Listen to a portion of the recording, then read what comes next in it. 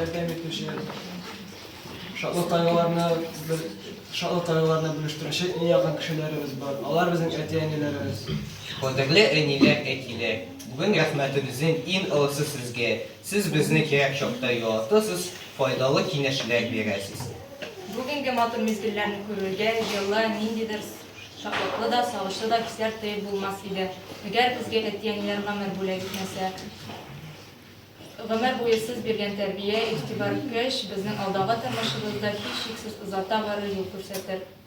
Кадерле әти-әниләр, Иң матур юллар, Сез биргән юллар, иң тәмле сулар, сез биргән сулар, Иң йомшак куллар, сез биргән юллар, иң кайнат эзләр, сез баскан эзләр, иң моңлы күзләр, сез баккан күзләр, иң тугры сүзләр, сез әйткән сүзләр, Иң сабыр йөрәк, сезнең йөрәктер, иң талмас белек, сезнең беләктер, Иң изге теләк. сезнең теләкләр, иң яктынырлар, сез биргән нурлар. рәхмәт сезгә, әти-әниләребез.